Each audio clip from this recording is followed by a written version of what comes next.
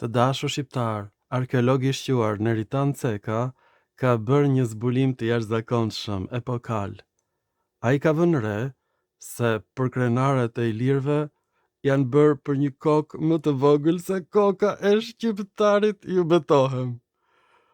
Vetë Neritan Ceka ka provuar disa herë ta vëjë në kokë përkrenaren ilire dhe sipas të gjithë punëtorëve të ekipit të tij, nuk ka arritur të vëjë në kokë asnjë përkrenare të vetme ilire. Pra Neritani do të ishte shumë më i mençur se sa gjyshrit e tij me një kokë më të vogël. E kuptoni? Mendoni që kjo është koka ime dhe kjo koka e Ilirit dhe unë nuk e vë në dot në kokë përkrenaren e Ilirit, nuk më bën. Pra Neritan Ceka duhet kishte trurin e Einsteinit, teorikisht. Mirë po, kur e ke kokën e mbushur me tallash, sa do të madhe që ta kesh kokën, do thotë ke kokën me kocka të trasha. Por nuk e tru aty fare dhe kjo vërtetohet me kokat e dinozaurëve, që ishin gjigande, por trurin e kishin sa një hardhuc. Ju betohem. Gjitha ajo kokë e dinozaurit, nga njëherë shkonte deri në 4 metra, trurin e kishte sa një peshk i vogël. Pra nuk ka rëndësi se sa me kocka e ke kokën. Në fakt, kockat të ndihmojnë që kur të godet greku me shkop në kokë, të thot ore, sklav, more dule, shko në punë, dule dhe më sill pak 1-2 kova, se do t'i mbush me mjalt. E këtë bënte greku me Ilirin, edhe këtë bën greku me shqiptarin. Tani çfarë gjuhë flisnin ilirët? Na del që ilirët flisnin dialektin Graja. Çfarë është dialekti Graja? Dialekti i ishullit Graja, ku adhurohet Perëndia Demeter me flokë të thinjura, Graja, që në Hellat quheshte Akaja, ankthi i Demetrës. E pra në vend që Neritani të merreshte me emrat e ilirëve, Neritani ka vënë në kokë të gjitha përkrenaret që ka gjetur dhe asgjëra prej tyre nuk i bënte. Unë e kam zbuluar çdo gjë duke lexuar në origjinal Titius Livius. Sot desha të bëj një film për Titus Livius, sepse e dua shumë, më ka mësuar shumë, duke lexuar në origjinal në latinisht dhe ai përshkruan ilirët me hollësi. Neritani nuk e ka lexuar Titus Livius, kur them Neritani asnjë nga studiosit shqiptar, vetëm unë. Prandaj sot unë do t'ju sjell emrin e Titus Livius, të dashur shqiptar, si një dhuratë për të nga unë personalisht. Të dashur shqiptar, sot kam bërë një zbulim epokal të papërsëritshëm.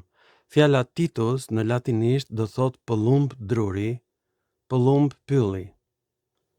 Dhe unë kam vendosur në rrenjën 2015, nuk është aty në fjalorin e gjuhëve indo-europiane, e kam vënë unë sot, të dashur shqiptar, dhe kjo përkon me fjalën latine titiba, që është një lloj papagalli, përkon me fjalën e Latvias titilbis, është një lloj shpendi uji.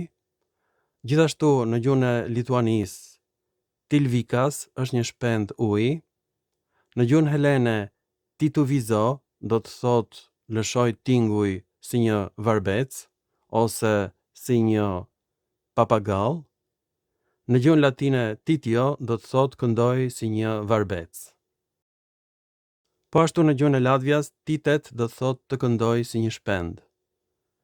Pra unë, sot, kam bërë një zbulim të mbështetur në fjalorin e gjuhëve indo-europiane. Pra, zbulimet e mia janë bërë mbi zbulimet e tjera më të mëparshme, më të bukura, por asnjë studiues absolutisht deri tani nuk e ka shpjeguar fjalën Titus, emrin e shkrimtarit të famshëm Titus Livius, do të thot pëllumb.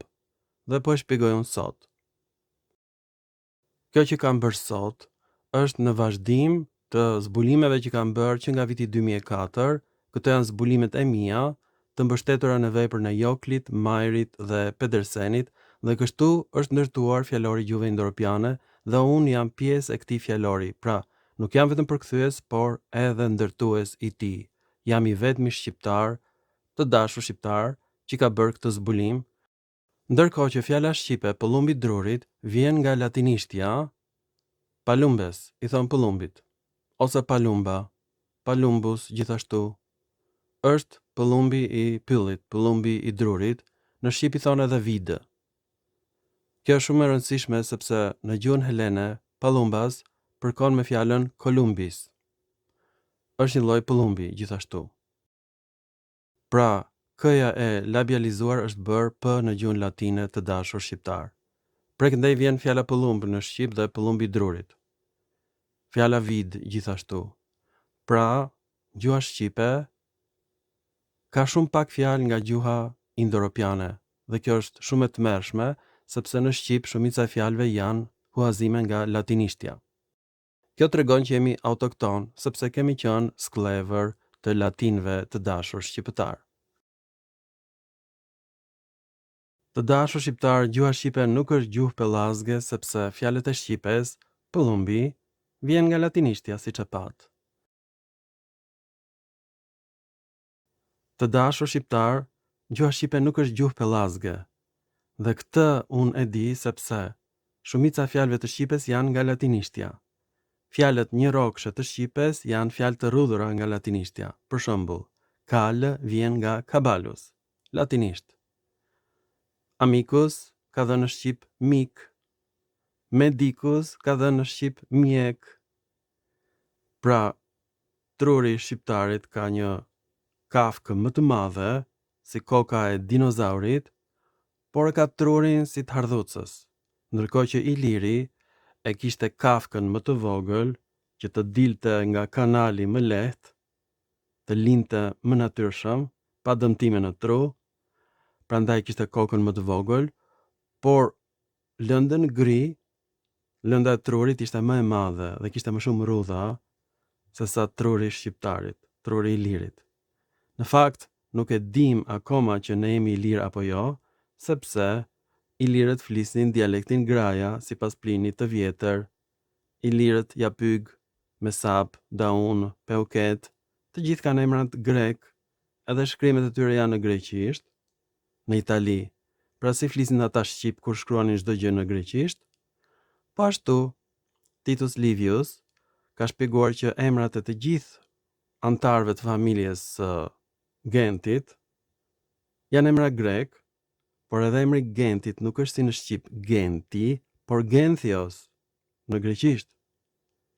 Dialekti Korinthit, të dashur shqiptar. Edhe Genti ose Genthios publikonte monedha, i priste në gjuhën greke të gjitha. Dhe banorët e qytetit të Shkodrës quheshin sipas Gentit Skodrinoj, sepse ashtu janë shtypur në monedhat e tij. Po ashtu është gjetur një monedhë tjetër e Gentit, të fisit ilir Labeate, që është fis helen, emër helen, dhe në greqisht quhet koinon labiatan. Monedha e Gentit gjithashtu është gjetur në Kosovë, të dashur shqiptar. Monedha e Gentit, Genthios.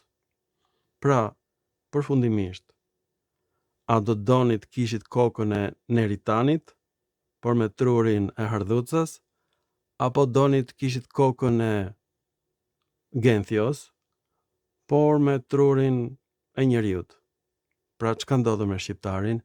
Truri ynë është zvogëluar. Koka është rritur, lindja është e vështirë, gratë shqiptare vuajnë shumë kur lindin këtë lloj koke. Po është kokë me tallash, kokë pa tru. Dhe shumë e vështirë ta bindësh një njeri që ka trurin e hardhucës, që nuk është pellazg, që fjala mjek vjen nga medicus, që fjala kal vjen nga kabalos, që fjala mik vjen nga amicus, to fjalët njërokshe, një qilëzore, monosilabike. Ne kemi trurin e hardhucës, kështu që ata që nuk shohin filmat tanë dhe nuk i kuptojnë, janë të gjitha hardhuca. Një qelizor. Atyre nuk ju bën në kokë asnjë përkrenare ilire. Për fat të keq. Kjo është një fatkeqësi, të kesh kokën e dinozaurit dhe trurin e hardhucës. Ju falemnderit për vëmendjen dhe dhurata ime për Titus Liviusin është e jashtëzakonshme. Kam gjetur që emri i tij ka kuptimin pëllumb. Mirupafshim.